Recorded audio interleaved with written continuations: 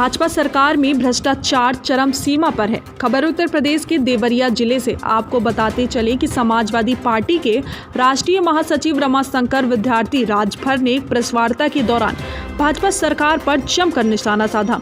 उन्होंने कहा कि भाजपा सरकार में भ्रष्टाचार चरम सीमा पर है। श्री राजभर ने कहा कि आज उत्तर प्रदेश में बेरोजगारी चरम सीमा पर है। प्रदेश के युवा सड़कों पर भटक रहे हैं। मीडिया के सवालों का जवाब देते हुए कहा कि समाजवादी पार्टी 2022 की तैयारी मजबूती के साथ कर रही है। 2022 में सपा की सरकार बनेगी। उन्होंने कहा कि जन जन की आवाज है, इस बार सपा की सरकार बनने जा रही है। टुडे इंडिया लाइव न्यूज के लिए यूपी हेड सोनू यादव की खास रिपोर्ट। पार्टी के राष्ट्रीय महासचिव हैं और आज के बिरादरी आपकी जात के लोगों को भारतीय जनता पार्टी साधना चाहती है, इस पर आप क्या कहना चाहते हैं? भारतीय जनता पार्टी हमारी ही जात नहीं, संपूर्ण पिछड़ी जातियों को तेजपत्ता की तरह से उपयोग करती है और जब उनको बाद में निकालकर फेंक देती है। जब चुनाव शुरू हुआ तो कहीं ये सारे पिछड़ी जात के नेताओं को मुख्यमंत्री बनाने की अफवाह फैलाए। कहीं राजभर नेता, कुशवाहा नेता, मौर्य नेता, कुर्मी नेता, सबको मुख्यमंत्री बनाने का आश्वासन दिए, हेलीकॉप्टर पर घुमाए और ज्यों ही बहुमत आई त्यों ही इनको प्रदेश अध्यक्ष से भी उनको केशव मौर्य को हटा दिया।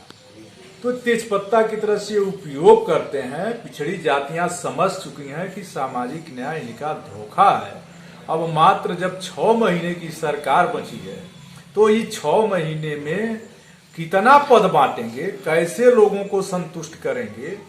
जब इन जातियों के आरक्षण को छीन लिया, इनके व्यवसाय को छीन लिया, इनके रोजगार को छीन लिया, इन पर जुल्म और ज्यादतियां बढ़ी, तो इन जातियों के नेताओं को भारतीय जनता पार्टी स्वार्थ में अगर गोल में कर भी लेती है तो भी जनता इन लोगों के साथ नहीं रहेगी।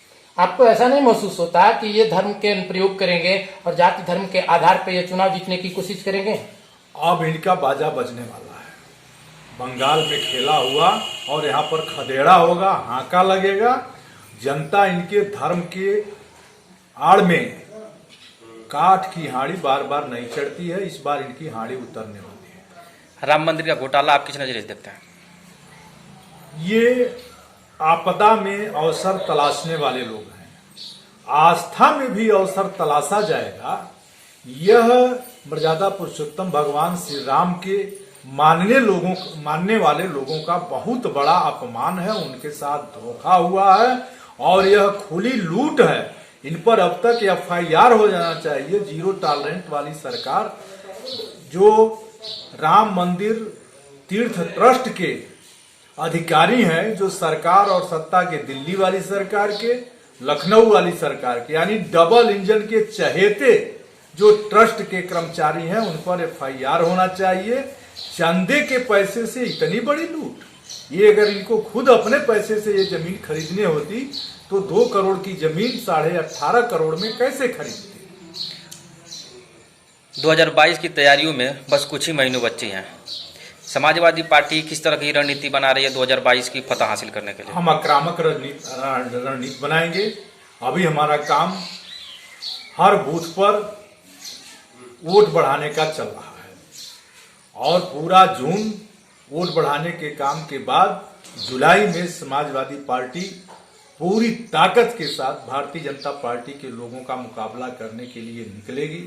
इनकी जुर्म जाति का मुकाबला करने के लिए जनता की आवाज बनेगी, क्योंकि जनता करा रही है। मजदूर करा रहा है, किसान करा रहा है, कर्मचारी करा रहे हैं, डॉक्टर करा रहे हैं, व्यवसायी करा रहे हैं, व्यापारी करा रहे हैं, महिलाएं करा रही हैं और जिनकी रोजी रोटी छीन गई है, ये सारे लोग मिलकर भारतीय जनता पार्टी को इस बार नेस्तनाबूद करेंगे।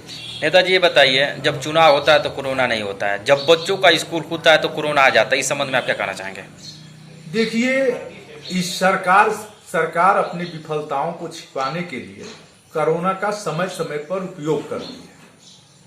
आप देखें, जब कोरोना का पहली बार का पीक आवर खत्म हुआ, कुंभ लगा करके, और कोई कोरोना काल के नियमों का पालन नहीं किया और कुंभ से पूरे देश में कोरोना फैला।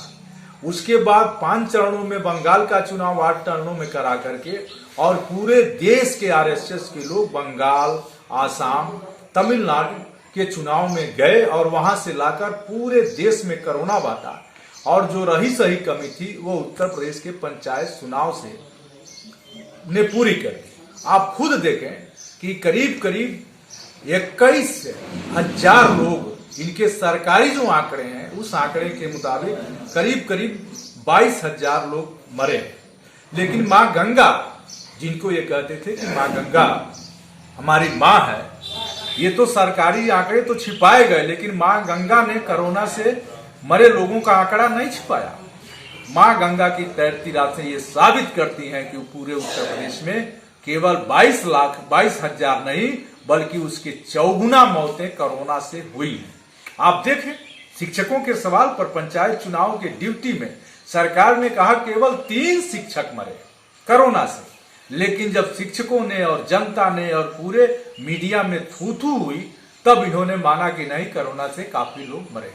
तो ये ऐसे लोग हैं, अपने कुकर्मों से ये जा रहे हैं। और अब तो इनकी आपस की इतनी लड़ाई शुरू हो गई है कि भारतीय जनता पार्टी का कोई नाम लेवा नहीं बच जाएगा और फिर ये अपने पुराने स्थिति में पहुंच जाएगा। बहुत बहुत धन्यवाद सर।